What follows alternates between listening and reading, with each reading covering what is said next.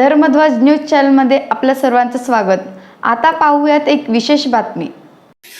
निलगार ज्ञाती संस्था निलगार इस्टेट पूर्व विभाग येथील भगवती दक्षिणा कालिका समेत सर्व परिवार देवतांच्या स्थापनेत 24 वर्ष पूर्ण झाले। या निमित्तानं पूज्य श्री गुरुदेव श्रीनिवासजी यांच्या दिव्य उपस्थितीमध्ये विविध धार्मिक कार्यक्रमाचे आयोजन करण्यात आलं होतं। असं नाहीये की शास्त्रीय गुरुशिष्य परंपरा जी आहे ते गुरुच्या आज्ञेला अनुसरून ते जे जे सांगतील म्हणून गुरु करण्याआधी तो काय करायला होतो विचार करा। त्यांनी सांगितलं त्याला अनुसरून तुमचं जीवन जगणार आहेस की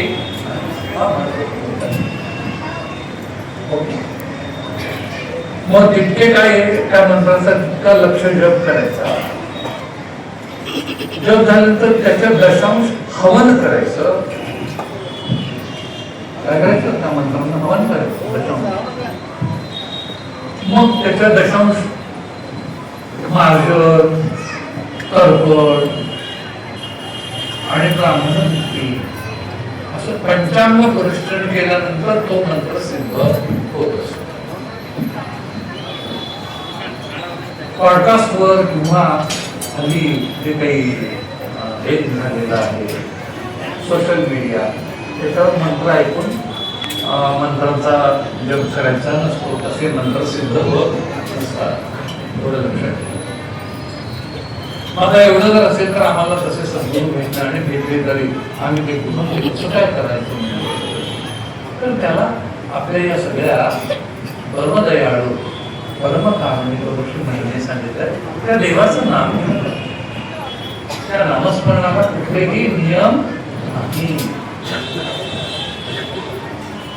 तसं हे जगद त्या